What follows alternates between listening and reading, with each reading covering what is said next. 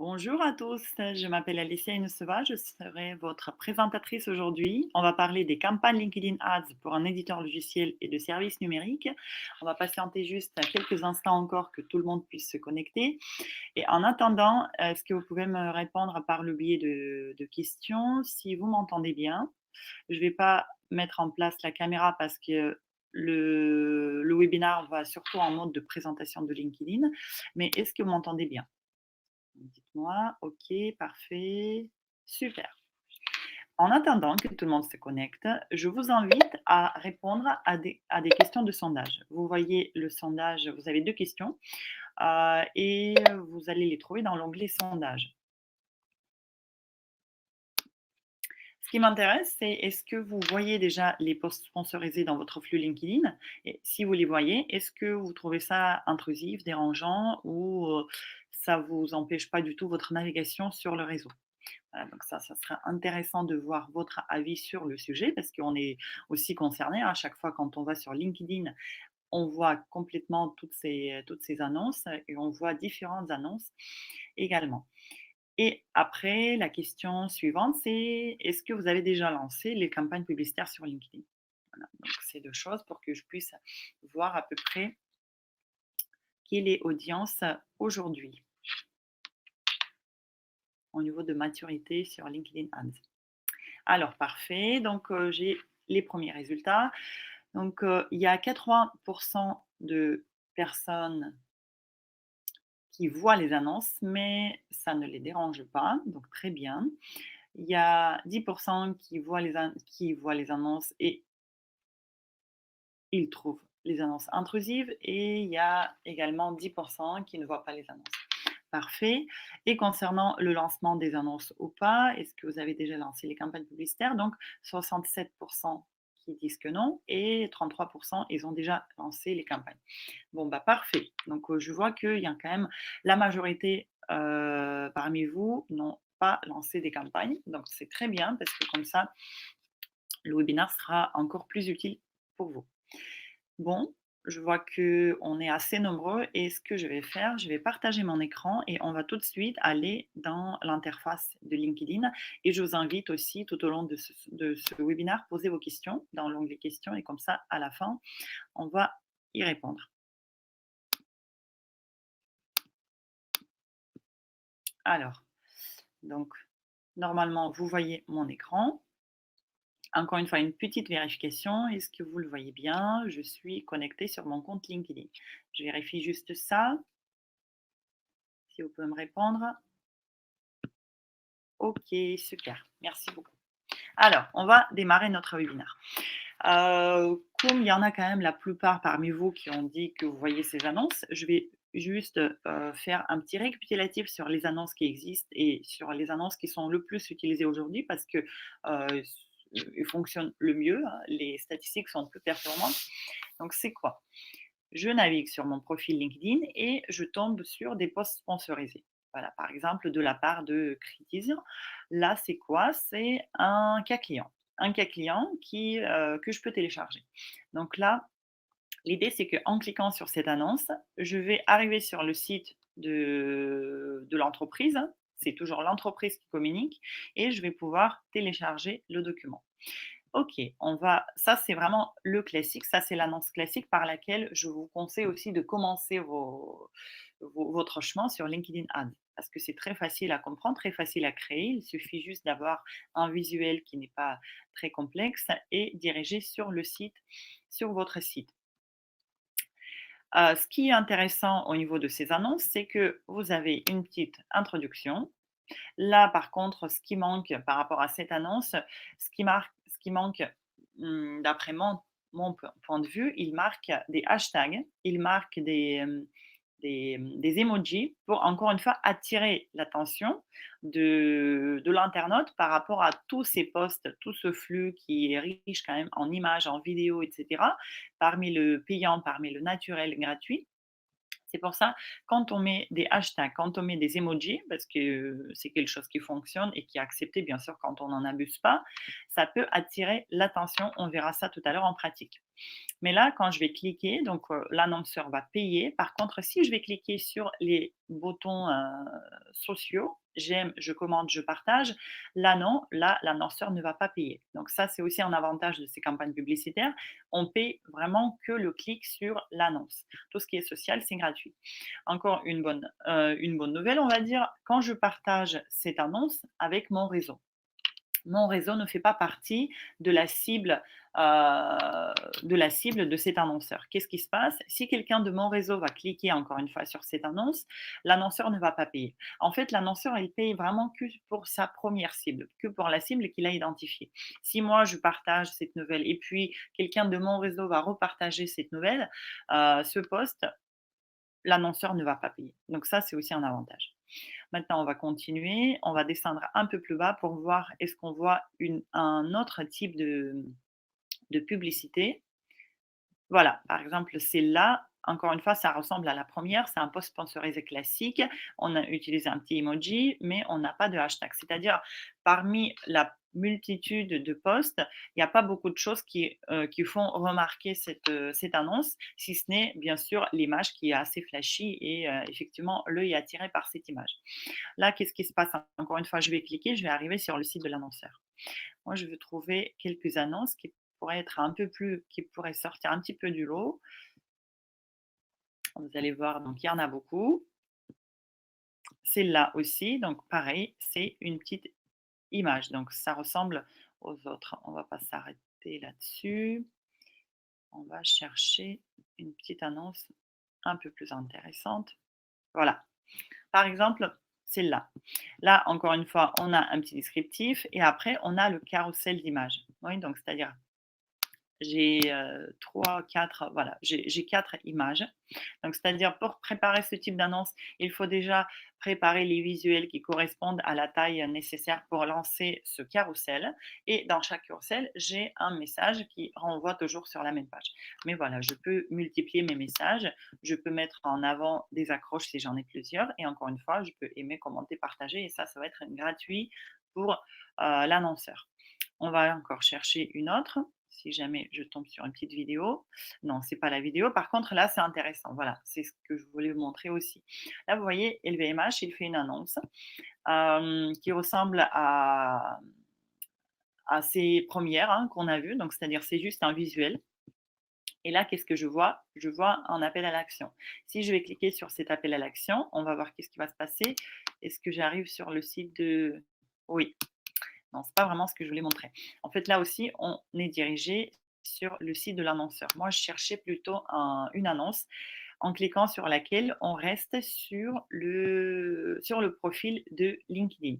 Parce que LinkedIn, aujourd'hui, effectivement, il propose, là, justement, l'annonce de LinkedIn, propose les formulaires, et c'est pas le cas, propose les formulaires directement sur LinkedIn. C'est-à-dire, il y a les champs qui sont déjà pré-remplis par les données qui sont renseignées chez LinkedIn. Donc, notamment, c'est quoi? C'est votre nom, prénom, adresse mail professionnelle, etc. Et après, c'est à vous de voir aussi quels sont les champs que vous souhaitez avoir. Par exemple, la taille de l'entreprise, secteur d'activité, etc. Mais la particularité de ces annonces, c'est qu'on reste sur le profil LinkedIn. C'est-à-dire, on ne bascule pas sur votre site. Oui, on économise un clic. On va dire, on ne perd pas l'internaute entre les deux sites. Et je remplis mon formulaire directement sur LinkedIn. Ça, c'est à tester aussi. Donc, en fonction de votre cible, les résultats vont être différents évidemment, mais en tout cas, c'est quelque chose qui marche plutôt pas mal. Bon, malheureusement, je n'arrive pas à trouver une annonce dans ce sens-là, mais c'est pas grave. On va voir ça en technique, en pratique. Alors, donc, on a vu quelques annonces publicitaires. Effectivement, après, on a aussi les annonces publicitaires là sur le côté droit. Mais franchement, aujourd'hui, l'intérêt de ces annonces textuelles classiques et sur le côté n'est pas très, très efficace. C'est pour ça que je vous conseille vraiment travailler les annonces qui sont sur le fil d'actualité. Pour cela, ce qu'on va faire, on va aller dans les produits, on va cliquer sur faire de la publicité et on va tomber sur LinkedIn Campaign Manager. Moi, j'ai déjà un compte assez actif, donc tout est renseigné. Pour ceux qui se connectent pour la première fois, effectivement, il faudra créer son compte, il faudra attacher l'entreprise. Ça, c'est un prérequis, ça, c'est indispensable parce qu'on communique au nom de la société, on ne communique pas au nom de la personne.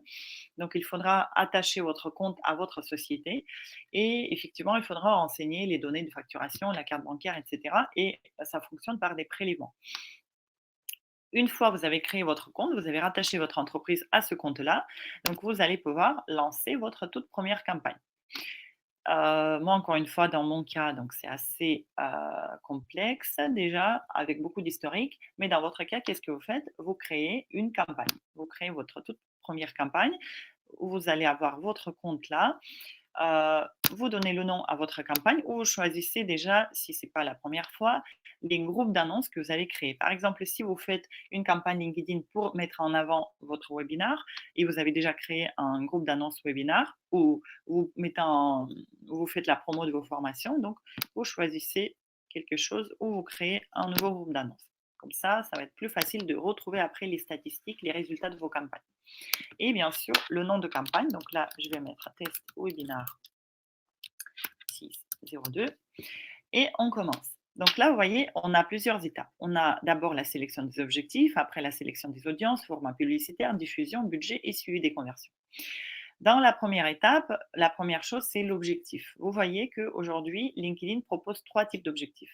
En fonction de sur quel objectif vous partez, le type d'annonce, les différents types d'annonces, par exemple vidéo ou carrousel ou juste annonce classique avec un visuel, vont pas toujours être les mêmes. Donc la notoriété, c'est fait pour quoi? C'est vraiment pour faire découvrir votre produit, vos services, votre entreprise. Donc effectivement, vous pouvez commencer par d'objectifs. Après, on passe à l'étape numéro 2, c'est considération. Donc ça vous rappelle évidemment le tunnel de conversion. On travaille d'abord la notoriété, son expertise. Après, on travaille la considération, c'est-à-dire l'évaluation de votre entreprise par l'internaute. Et là, on peut lancer différents types de campagnes. Et troisième étape, c'est bien sûr la conversion, c'est-à-dire l'étape de l'achat. Dans la deuxième phase, on peut choisir les objectifs comme visite du site web. Oui, votre objectif, c'est vraiment générer du trafic sur le site. Et là, qu'est-ce que vous faites? Vous redirigez sur une page d'atterrissage que vous avez travaillée exprès pour ces gens-là. Vous avez aussi la possibilité de travailler l'engagement, c'est-à-dire attirer l'attention sur le contenu sur vos réseaux sociaux, notamment LinkedIn, et augmenter par exemple le nombre d'abonnés sur votre page. Donc là, on travaille vraiment l'engagement concernant les médias sociaux et notamment LinkedIn. Et la vue de vidéo, donc là, ça veut dire quoi? Ça veut dire effectivement, on va lancer une campagne publicitaire vidéo. Donc, c'est-à-dire, il faut avoir une petite vidéo déjà toute prête. Les vidéos. Concernant les vidéos, donc le conseil que je peux vous donner, c'est vraiment les vidéos assez courtes, 15 secondes maximum. Donc on voit des fois les annonces qui vont au-delà de 1 minute et plus. Effectivement, les gens vont pas rester, c'est très rare que les gens vont rester sur LinkedIn à regarder une vidéo qui dure plus d'une minute, voire plus même de 30 secondes. Donc c'est pour ça 15 secondes, c'est vraiment le juste ce qu'il faut. Et après, à la troisième phase dans notre tunnel de conversion, on trouve quoi? On trouve la génération de leads et là, notamment, c'est la campagne qui propose de recueillir des leads directement sur LinkedIn, c'est-à-dire, on reste sur l'interface LinkedIn, on n'est pas basculé sur le site de l'annonceur et on remplit tout de suite le formulaire qui est pré-rempli avec les données de profil LinkedIn. Voilà, encore une fois, à tester parce qu'il y en a qui trouvent ça assez intrusif parce qu'ils se rendent compte que LinkedIn, il a toutes les données sur vous, hein, entreprise, taille d'entreprise, adresse mail, numéro de téléphone, etc. Et donc, effectivement, des fois, ça peut faire peur, mais pour d'autres, encore une fois, ça ne va pas du tout être intrusif. Donc c'est pour ça, ça se teste. Donc génération de leads, après conversion de site web, donc là encore une fois, vous pouvez choisir cette partie de conversion et encore une fois amener du trafic sur votre site web. La différence entre cet objectif conversion de site web et visite du site web, c'est que si vous choisissez cette deuxième là, il vous faudra absolument renseigner les objectifs, configurer les conversions. Donc, on ferait les conversions sur LinkedIn. Et cela va demander une petite manipulation au niveau de votre site web. C'est-à-dire, il faudra mettre un petit code de tracking sur votre site et à partir de ce code de tracking, LinkedIn va savoir combien de personnes ont converti sur votre site, c'est-à-dire rempli le formulaire de contact, de demande de démo, de demande de devis, etc., provenant de ces campagnes LinkedIn Ads. Voilà, donc là, renseigner les objectifs, les conversions, c'est obligatoire. Là, c'est pas obligatoire. Mais je vous conseille quand même si ici c'est pas obligatoire, je vous conseille quand même de le faire. Parce que sinon, on a effectivement que les stats sur le nombre d'affichages de votre annonce, on a les stats sur le nombre de clics, mais derrière, on ne sait pas, parmi, imaginons, vous avez généré 100 clics, mais on ne sait pas si suite à ces 100 clics, c'est-à-dire 100 fois vous avez payé pour le clic, imaginons, on ne sait pas s'il y a 2 personnes qui ont converti ou il y en a 20. Ouais, donc ça, c'est quand même important. Parce que l'objectif, c'est pas vraiment d'attirer le trafic, c'est aussi qu'ils convertissent. Et après, on a aussi l'objectif de candidat, c'est-à-dire là, vous faites vraiment des annonces pour les postes à promouvoir. Donc, c'est pas vraiment l'objectif de notre webinaire aujourd'hui. Moi, je vais choisir celui-là, visite du site web, donc classique, mais vous pouvez encore une fois choisir les autres. Visite du site web, et maintenant, on commence le plus intéressant. Le plus intéressant, c'est l'audience, c'est-à-dire à qui vous allez afficher votre annonce. Vous avez déjà audience enregistrée. Si vous êtes assez, si c'est pas la première fois que vous travaillez sur LinkedIn, donc là, vous avez des audiences enregistrées. Si c'est la première fois, il vous faudra effectivement créer votre audience. Et là, par quoi on commence? On commence par le lieu. Voilà, ça c'est obligatoire. Donc par défaut, j'ai la France. J'ai la France et qui a la langue du profil l'anglais. Donc là, quand la langue du profil est l'anglais, ce qui arrive d'ailleurs par défaut, il y a beaucoup de gens qui ne changent pas la langue du profil, qui restent en anglais parce qu'ils sont à l'aise, donc ça ne leur pose pas de problème. Là, j'attire votre attention. La langue du profil anglais, on est à 20 millions de personnes à peu près en France, c'est-à-dire à peu près 20 millions de profils qui sont créés en France. Ça ne veut pas dire qu'ils sont tous actifs. Si je bascule maintenant en langue français, là, je descends à 18 millions. Donc, c'est à vous de voir. Moi, je peux laisser, par exemple, euh, la langue de profil, l'anglais. Encore une fois, ça va dépendre de votre cible, oui. À qui vous adressez? Est-ce que la cible à qui vous adressez sont à l'aise avec l'anglais? Donc, sinon, si oui, vous pouvez laisser ça. Et maintenant, j'ai le choix entre les attributs de l'audience. Je peux travailler donc les filtres au niveau de la société, au niveau des données démographiques, au niveau de l'enseignement, expérience professionnelle et centre d'intérêt. Et j'ai aussi une deuxième possibilité, je peux créer des audiences, ce qu'on appelle des matched audiences. Ça veut dire quoi? Ça veut dire que j'ai une base de données d'adresses mail qui est assez pertinente. Et j'aimerais toucher ces gens-là, pas à travers de l'emailing classique, mais par exemple à travers de LinkedIn. C'est-à-dire, qu'est-ce qui se passe? C'est que je vais ajouter une audience, je vais télécharger ma liste. Là, l'outil va me demander de sélectionner une liste en CSV, par exemple. Donc là, vous avez le détail, hein, qu'est-ce que doit comporter la liste. Vous pouvez télécharger aussi les modèles de liste de compte ou les modèles de liste de contact. Là, on va s'adresser aux entreprises. Là, on va s'adresser vraiment aux personnes. Donc, vous téléchargez votre liste, vous chargez, c'est-à-dire votre liste au niveau de LinkedIn, et LinkedIn va faire en sorte qu'il va afficher vos annonces à des personnes qui se trouvent dans votre liste. Voilà. Si vous avez du mal à trouver votre audience avec les critères par défaut de LinkedIn, vous pouvez passer par les audiences. Là, l'objectif de ce webinaire, c'est plutôt de vous montrer comment on peut créer l'audience avec les filtres. Donc, la société. Je peux choisir les personnes qui sont abonnées à une certaine page LinkedIn. Je peux faire une audience avec les noms d'entreprise. Par exemple, si je vais cibler, par exemple, des grosses sociétés, oui, des gros comptes, par exemple Orange, et après je choisis tout ce qui vient avec, imaginons. Voilà, je peux faire ce ciblage-là. Et je suis, par exemple, déjà à 63 000 personnes. Ça, c'est par le nom d'entreprise.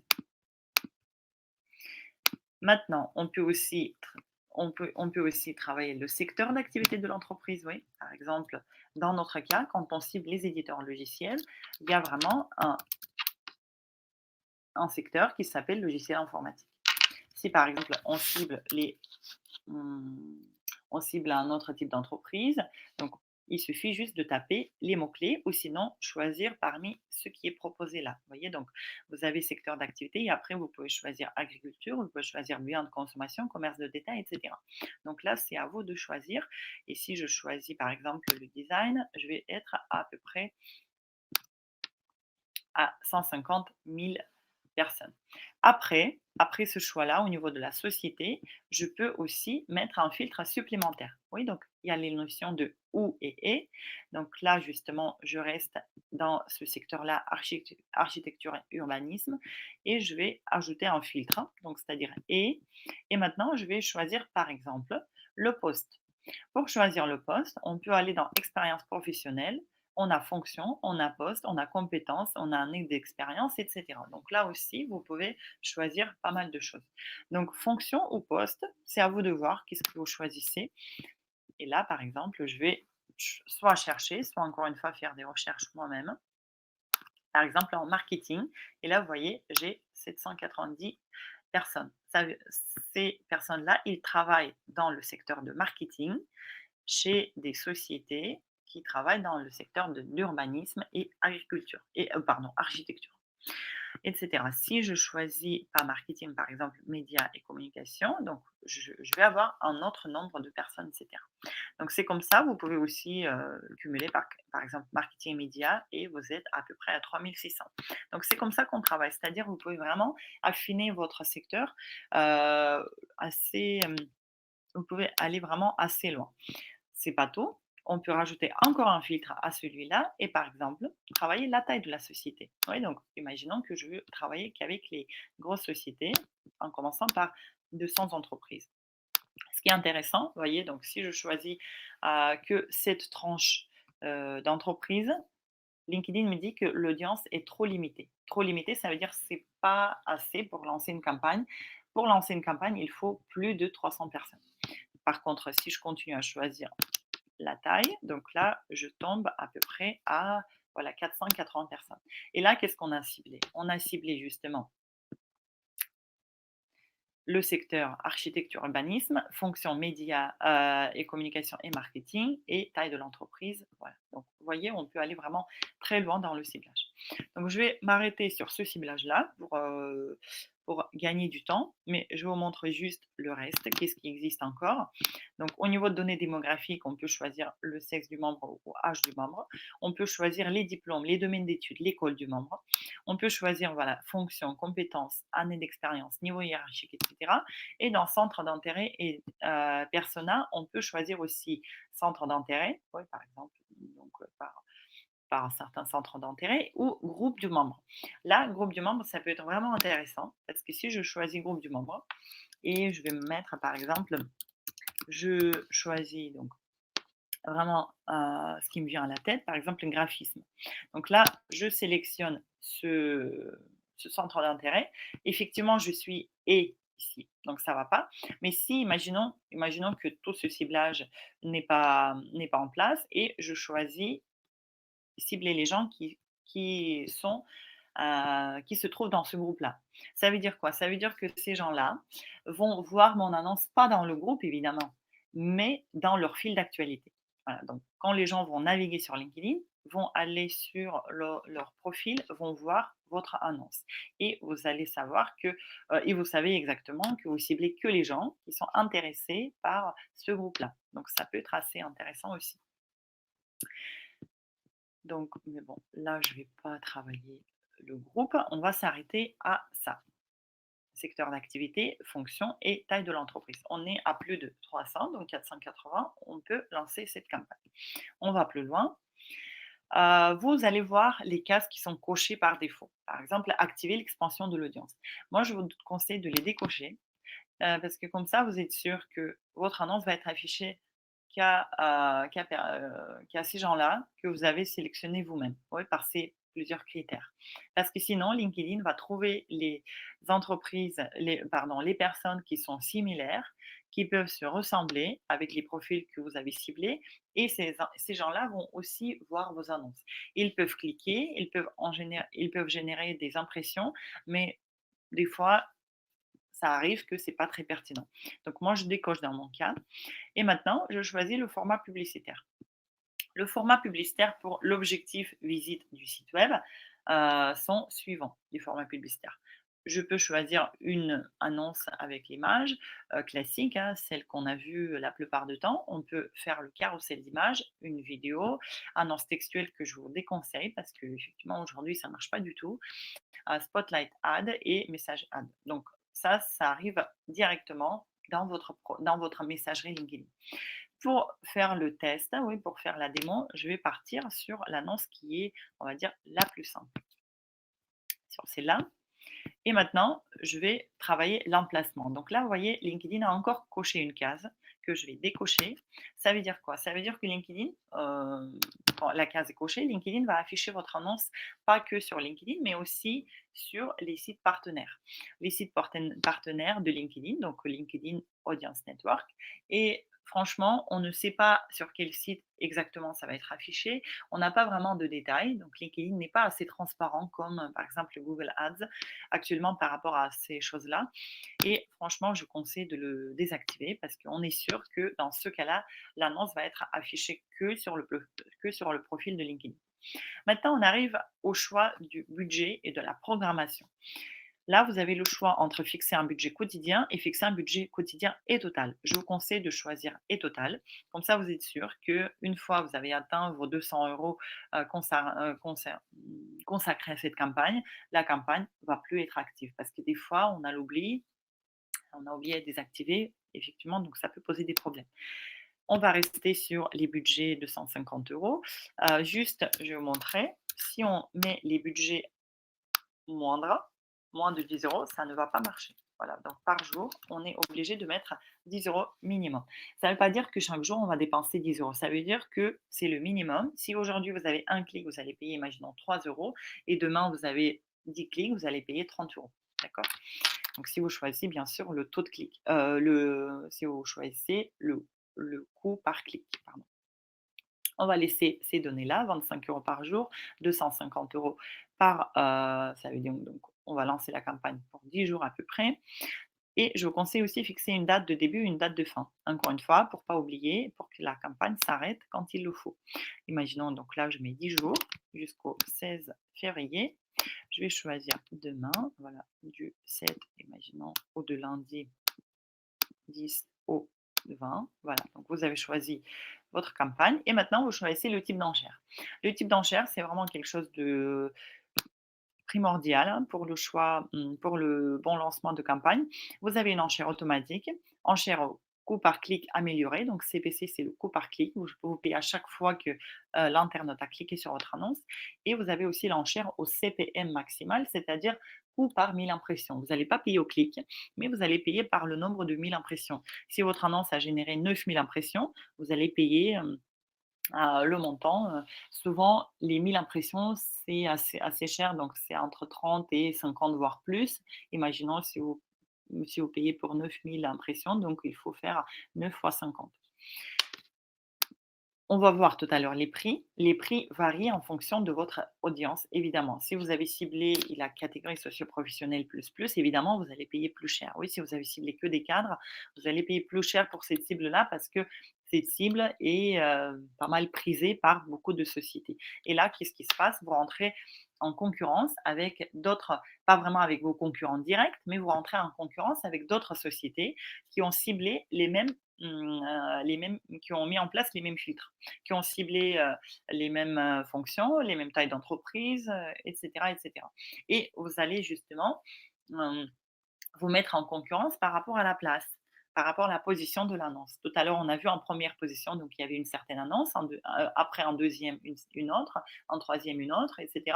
Et celle qui se trouve tout en bas de fil d'actualité, évidemment, et ils n'ont pas mis énormément de budget, par exemple, et ils étaient dévancés par d'autres sociétés. Ça veut dire quoi? Ça veut dire que justement, l'enchère, le type d'enchère, le budget, joue sur la position de l'annonce. Mais encore une fois, LinkedIn n'est pas aussi transparent que par exemple Google Ads et on ne sait pas sur quelle place était votre annonce. Donc ça, c'est je trouve, c'est vraiment dommage. On n'a vraiment aucune idée si l'annonce a été affichée vraiment en haut de page, en haut de fil d'actualité à chaque fois, ou il était, affiché au bout de, 1 minute, 2 minutes de navigation. Donc ça, ces données-là ne sont pas encore actives, malheureusement. Donc peut-être ça va venir. Alors, donc je vais choisir maintenant le type d'enchère. Si je choisis l'enchère automatique, je peux mettre, j'ai mis le plafond, c'est 25 € par jour. Ouais, donc j'ai 25 € par jour à dépenser et c'est LinkedIn qui va gérer mon annonce et qui va mettre l'enchère par rapport aux concurrents en prenant en compte bien sûr le budget quotidien. Donc c'est-à-dire un clic peut coûter 3 €, une autre fois 5 €, une autre fois 10 € et cetera. Donc c'est LinkedIn qui gère. Si je choisis enchère au coût par clic amélioré, qu'est-ce qui se passe? C'est à moi de définir le coût par clic. Donc là, LinkedIn va me donner encore une fois son estimation. Enchère recommandée 6 € et les autres annonceurs ont des enchères entre 5 et 8,69. Là, qu'est-ce qui se passe? Je peux évidemment laisser à 6 €, donc la moyenne conseillée par LinkedIn, mais je peux essayer une enchère moins chère. Par exemple, 3 €, on voit que ça passe. Je peux commencer par des enchères qui ne sont pas hyper élevées pour, encore une fois, voir est-ce que déjà ça clique, est-ce que ça interagit, etc. Si j'arrive à avoir des clics et le nombre de visites sur mon site et peut-être même des conversions, ça me va, ça me satisfait, je peux rester à des montants moindre que ce qui était conseillé par LinkedIn. Par contre, si je vois qu'effectivement, quand j'ai mis le montant moins cher, je vois qu'il y a très peu de clics, j'arrive pas à consommer mon budget quotidien et effectivement, il y a très peu de visites sur le site, là, qu'est-ce qu'on fait? On va augmenter l'enchère. Donc ça, n'hésitez pas à le faire. Vous pouvez changer, les enchères, vous pouvez changer le budget constamment. Donc il y a pas de limite par rapport à ça. Donc là, je voulais juste voir le minimum, parce qu'effectivement, il y a le minimum, vous voyez, le montant de l'enchère doit être au moins de 91. OK, donc on va dire, on commence par 3 €. Ouais.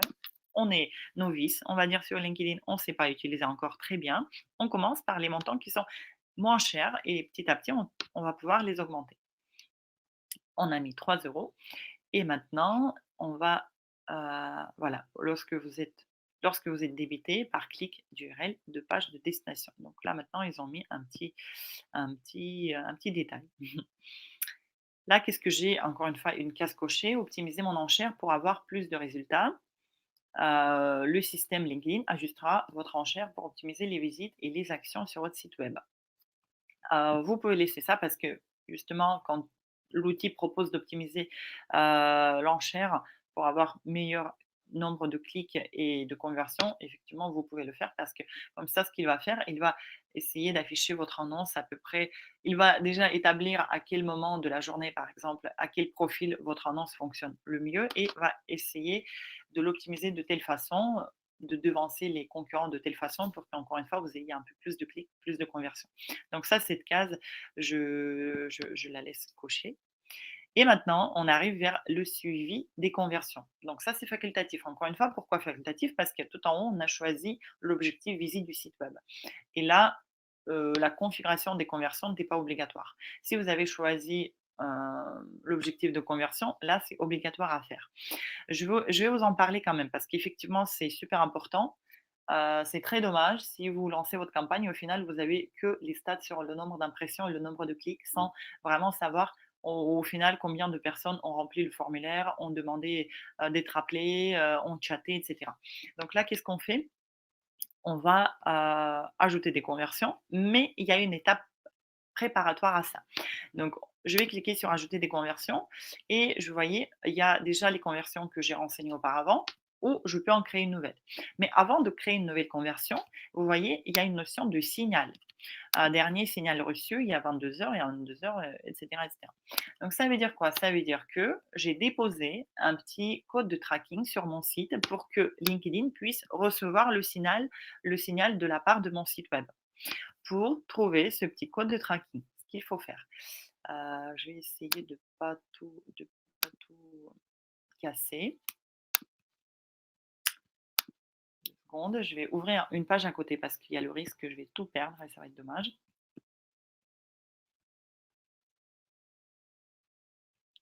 Alors, ce que je vais faire, c'est que dans votre campagne manager, vous avez quelque chose qui s'appelle comme ressources du compte. Et il y a quelque chose qui s'appelle Insight Tag. Vous cliquez sur celui-là, vous choisissez votre site, par exemple, domaine avec Insight Tag. Et là aussi, vous avez un bouton, pardon, gérer l'Insight Tag. Si c'est la première fois que vous créez votre tag, justement, vous cliquez sur gérer Insight Tag, voir le tag. Et là, vous avez le conseil sur la mise en place de ce tag, justement, sur votre site web. Si vous êtes à l'aise avec votre site web, WordPress, etc., donc c'est assez facile. J'installe mon tag moi-même. Je copie ce code, ce script, et je vais le coller juste au-dessus de la balise de fermeture HTML body. Donc, aujourd'hui, si votre site est sur WordPress, il y a tout simplement des champs qui servent à des codes de tracking, même pas la peine d'aller sur le code HTML. Si vous n'êtes pas à l'aise, vous demandez quelqu'un pour vous aider, par exemple développeur ou autre personne. Voilà. Mais franchement, c'est pas très compliqué. Vous avez mis en place ce code, ce script, et à partir du moment où vous l'avez mis en place, donc vous cliquez sur terminer, et petit à petit, vous allez avoir le signal. Voilà. Donc le signal va remonter sur LinkedIn Ads, sur la plateforme LinkedIn Ads, c'est-à-dire vous pouvez maintenant configurer les conversions. Donc, imaginons que cette étape a été faite, vous avez déposé ce script sur le site, et maintenant, je vais pouvoir créer une nouvelle conversion. Une nouvelle conversion, par exemple, demande de démo. Ouais, donc, ce qui est assez important pour un éditeur logiciel, demande de démo. Je vais saisir les préférences, sélectionner, ça c'est juste le type, le type de l'action, histoire de marquer quelque chose. Là, par exemple, je vais choisir s'inscrire ou, par exemple, prospect. Ouais, donc ça, c'est par exemple un prospect. Après, je vais estimer à combien se monte la conversion. C'est pas évident. Ouais, donc, si vous savez à peu près combien vous rapporte une demande de démo, vous pouvez le faire. Mais c'est pas toujours évident pour un éditeur logiciel. Et après, donc, ces données-là, 30 jours pour clic, 7 jours pour vue, ça, vous laissez par défaut. Ça veut dire quoi? Ça veut dire que votre conversion va être comptabilisée pendant 30 jours qui suivent le clic. Oui, si, imaginons, vous avez lancé la campagne aujourd'hui. Aujourd'hui, il y a une personne qui a cliqué et au bout de ces 30 jours, par exemple, le 25e jour, la personne a converti sur votre site. Cette conversion va être appliquée à LinkedIn Ads. Vous pouvez baisser justement ce laps de temps pour considérer comme quoi la conversion appartient vraiment à LinkedIn. Pour les vues, vu que la vue d'une annonce, c'est quand même pas vraiment une action, c'est juste, on peut voir l'annonce sans vraiment lire le contenu, et cetera. Donc là, le laps de temps est moindre, vous pouvez même le baisser jusqu'à 1 jour. Moi, je laisse par défaut 30 jours, 7 jours, donc ça me va. Et après, maintenant, qu'est-ce qu'on va faire? On va indiquer comment vous souhaitez suivre votre conversion. Donc, deuxième étape, j'utilise mon Insight Tag, ce qui est recommandé. C'est pour ça que vous avez mis ce petit code de tracking sur le site. Et maintenant, je vais mettre en place les URL de mon site qui, euh, qui veulent dire que la demande de démo a été bien prise en compte. C'est-à-dire, sur votre site, vous devez avoir les pages de confirmation. Par exemple, donc, imaginons vous avez une page qui s'appelle confirmation contact. Voilà, vous avez une page qui s'appelle confirmation demande de démo. Ouais, donc le formulaire de demande de démo est rempli et une fois la personne va cliquer sur envoyer la demande, il va voir une nouvelle page s'afficher. Donc qu'est-ce qu'on va faire? On va prendre cette URL, dans votre cas ça va être par exemple confirmation demande de démo, et on va la coller ici. Ouais, donc les pages qui commencent par cette URL ou plutôt ont cette URL exacte. Oui, parce que pour votre demande de démo, vous avez par exemple une page de confirmation qui lui est propre. Voilà. Et créer. On a créé une conversion, demande de démo. Là, j'en ai d'autres, donc vous pouvez choisir aussi d'autres. on ne sait jamais si la personne va pas faire la demande de démo, mais va faire demande de contact ou visiter une telle page ou autre chose. Donc là, vous pouvez choisir autant de conversions que vous souhaitez. Et on passe à l'étape suivante. L'étape suivante, c'est vraiment la création de la campagne. La création de la campagne va me demander de choisir le visuel et de travailler le texte. Donc là, vous avez le choix aussi de parcourir le contenu. Comme on a fait au début, vous vous rappelez, au début, on a créé le compte qui était rattaché à une page entreprise, qui est naturelle. Oui, donc la page entreprise qu'on a tous sur LinkedIn.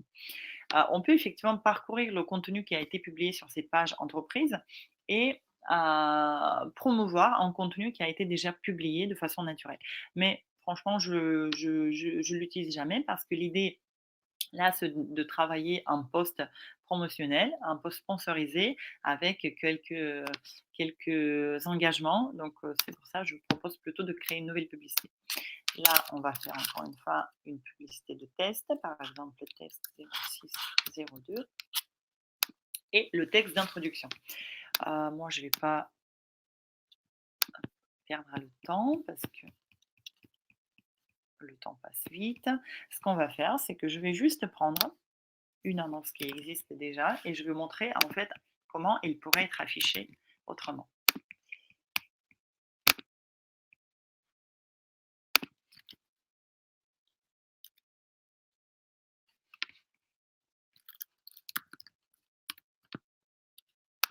Voilà. Donc là, je dois aussi renseigner une URL de destination. Donc par exemple, je vais mettre une URL, par exemple celle-là.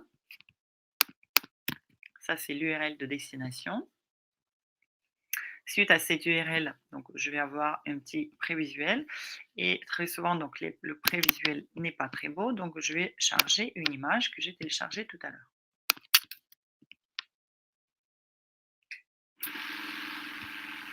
Voilà.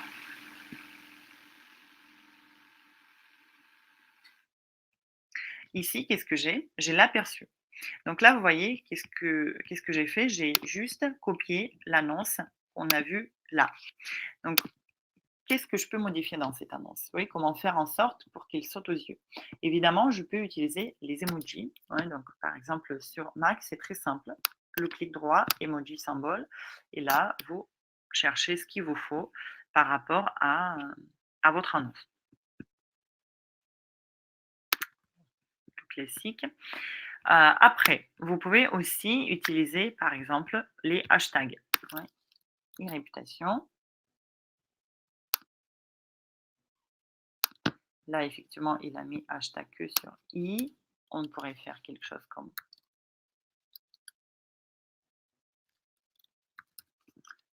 non, e-réputation, c'est pas évident, mais on peut mettre le hashtag sur autre chose. Par exemple, le point de vente. C'est-à-dire là, vous essayez de faire en sorte que votre texte comporte des éléments qui attirent l'œil dans le fil d'actualité. Parce qu'effectivement, on a énormément de choses, énormément de nouvelles, de vidéos, et des fois, on passe très vite et on ne se rend pas compte en fait que c'était une annonce ou pas, que c'était intéressant ou pas. Donc, on peut effectivement passer à côté des choses qui, qui peuvent être intéressantes.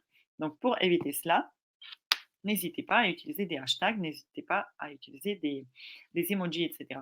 Là, ce qu'ils ont fait, par contre, ce qui est bien, c'est justement livre en blanc. Là, vous voyez, donc mettre les majuscules, pas partout, hein, mais mettre les majuscules, les crochets, etc., ça aide aussi à attirer l'œil. Voilà, mais on peut faire encore plus avec des hashtags et emojis. Après, vous allez travailler aussi le titre, la description et vous pouvez aussi choisir un call to action. Par exemple, là, dans l'annonce, réel, il n'y avait pas d'appel à l'action. Non, il n'y avait pas. Par contre, ce qu'on peut faire, c'est qu'on peut la choisir. Par exemple, télécharger. Et là, en bas de l'annonce, c'est bizarre que dans l'aperçu, je ne le vois pas, mais en bas de l'annonce, vous allez voir quelque chose comme un bouton télécharger. Voilà, donc ça aussi, ça va aider à attirer un peu plus l'œil. Voilà, maintenant, si je vais lancer mon annonce va être créée et ma campagne va être lancée. Il va passer un petit moment de modération et après je vais pouvoir déjà regarder si ça fonctionne correctement ou pas, si ça génère des impressions, des clics et des conversions. Voici concernant la présentation pour créer quelques campagnes LinkedIn Ads. Donc là, c'est visuel ordinateur et là, c'est visuel mobile. Maintenant, je vais passer à vos questions. Dites-moi si vous en avez déjà. Je vais arrêter le partage d'écran et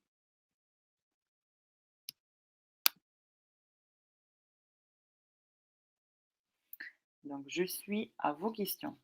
Quelles sont les spécificités des campagnes LinkedIn Ads pour un éditeur logiciel? Les spécificités, donc c'est justement que on utilise LinkedIn Ads pour mettre en avant le contenu, pour mettre en avant notre expertise et évangéliser. On ne va pas utiliser les campagnes LinkedIn Ads pour faire la promotion de nos solutions, de nos logiciels, etc. Ouais. On ne va pas proposer la démo du logiciel. On va plutôt inviter un webinar qui va parler des problématiques clients, qui va donner des exemples concrets, des études de cas, un livre blanc, etc. On travaille vraiment le contenu et pas du tout la promotion, parce que ça ne va pas tout simplement marcher. Ah, faut-il être premium? Non, non, non, pas du tout. Vu que là, vous payez déjà vos campagnes, vous payez au clic ou aux 1000 impressions, non, pas la peine d'être premium. Alors, donc j'ai eu pas mal de soucis avec la création d'un formulaire car le lien RGPD est en anglais et mon formulaire en français. Une pure galère. Au final, j'ai abandonné ma campagne. D'accord, donc bon, il faut peut-être retenter encore parce que, hem mon formulaire en français. Bon, en sachant que même si le lien RGPD, c'est en anglais, c'est peut-être pas très dérangeant. Essayez quand même de lancer la campagne parce que là, vous n'êtes pas allé jusqu'au bout et c'est dommage, vous n'avez pas vu comment ça fonctionne au final. Peut-on voir les personnes non mail qui ont cliqué sur le lien lié à l'annonce? Non. Ça, malheureusement, on ne peut pas voir, sinon ça serait trop beau, mais non, on ne peut pas, ouais. Ce qu'on a, c'est vraiment que le nombre de personnes. C'est pour ça, il faut absolument configurer la conversion. Parce qu'avec la conversion qui est configurée, vous savez que, par exemple, voilà, justement, aujourd'hui, il y a par exemple il y a 3 demandes de démo, heu et après vous pouvez voir à qui ça remonte, mais LinkedIn ne donne pas ces détails effectivement. Une annonce avec bouton télécharger est-elle plus efficace qu'en savoir plus? Le télécharger pourrait faire peur. Ça dépend ce que vous mettez en place parce que quand on, met en avant un livre blanc, je mettrais plutôt télécharger parce qu'effectivement, en téléchargeant un document, ça veut dire que je vais télécharger un document hem, qui a une valeur ajoutée, ouais, qui a un avantage, qui a regroupé pas mal de questions sur cette problématique qui m'intéresse. En savoir plus, vous pouvez l'utiliser aussi, mais en savoir plus, ça reste quand même assez neutre, pour moi, en savoir plus, c'est assez vague. Moi, je préfère, avoir un appel à l'action téléchargé comme ça, vous évitez en fait que les gens qui veulent pas télécharger, qui cliquent aussi. Faut-il être manager de la page entreprise pour faire des campagnes? Comment séparer la carte bancaire entreprise de son compte personnel et inversement? En fait, quand vous créez votre page, votre compte, campagne manager, vous allez renseigner l'entreprise à laquelle elle est rattachée et effectivement, vous allez être en gestion de ce campaign manager vu que c'est vous qui avez créé le compte. Mais dans le compte, vous pouvez très bien rajouter d'autres personnes à gérer le compte, à être admin, à gérer la facturation, etc. Et c'est au niveau du compte que vous renseignez la carte bancaire. C'est-à-dire cette carte bancaire que vous renseignez, elle va être prélevée que pour les campagnes. Imaginons que sur votre compte, personnel, vous avez Premium, imaginons que vous avez LinkedIn Premium et ça va pas être mélangé, en fait. Les 2 vont pas être mélangés.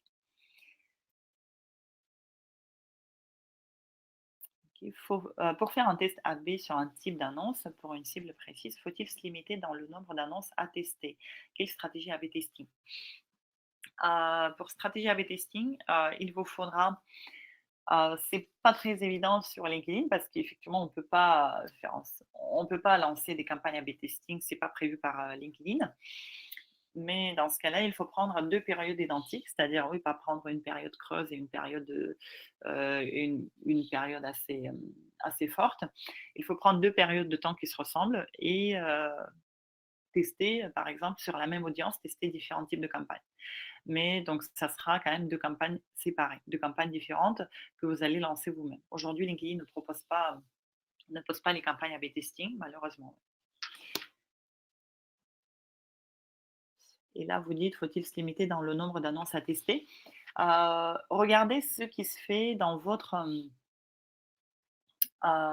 domaine. Quelles sont les annonces qui sont utilisées? Aujourd'hui, en B2B, ce qui marche le plus, c'est le classique, visuel sur lequel on a fait le test et ce qui fonctionne aussi, c'est le carrousel.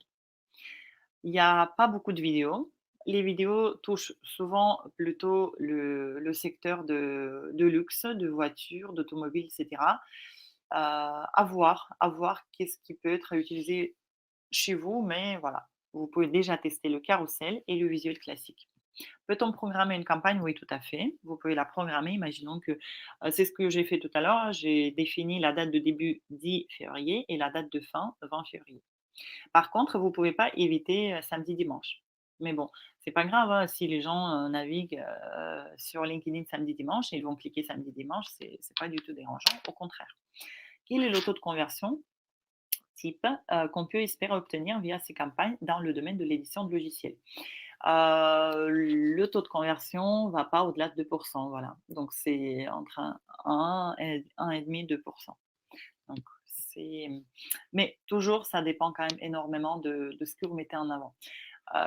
J'avais lancé des campagnes, qui mettaient en promotion les webinars pour les commerciaux chez les éditeurs logiciels qui avaient, sur, 100 clics, on avait à peu près non plus, sur 200 clics, j'avais 80 inscriptions au webinar. Donc là, vous voyez, le taux de conversion, il est énorme. Et pour d'autres contenus, là où il faut, par exemple, télécharger un livre blanc ou autre, la conversion était, moins forte. La conversion va vraiment dépendre de contenu que vous mettez en place, de quelle problématique vous touchez et de la cible. Est-ce que vous avez bien identifié votre cible? Est-ce que vous avez bien travaillé votre audience? Parce que souvent aussi l'erreur, qui arrive, elle arrive au moment de la définition de l'audience. Soit on est trop, ciblé, soit on n'est pas du tout ciblé. On essaie de toucher tout le monde dans notre secteur et au final on n'est pas pertinent. Il y a quand même toutes les étapes qu'on a vues, c'est la définition de l'audience, c'est le choix de l'objectif, le choix du visuel et de l'accroche. Tout ça, ça compte. Alors dites-moi si vous avez encore des questions. Je regarde si j'ai répondu à tout pour le moment.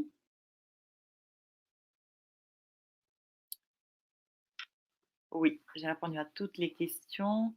Oui, je vois que Sophie m'a précisé: «Je n'ai pas pu aller jusqu'au bout car la campagne était bloquée par LinkedIn». Ça c'est trop bizarre donc je vois pas trop en fait pourquoi elle était bloquée. Ça m'est jamais arrivé mais, mmh, est-ce qu'il s'agit des campagnes où, où on met le formulaire, LinkedIn? Je pense que c'est de ces campagnes-là que vous parlez, Sophie? La campagne directe sur LinkedIn, le formulaire pardon, sur LinkedIn direct. En attendant, je vois qu'il y a pas d'autres questions. Donc je vous remercie pour votre, intérêt à ce webinaire, pour vos réponses au sondage et pour vos questions ici. Ce webinaire va être enregistré, il est déjà enregistré et donc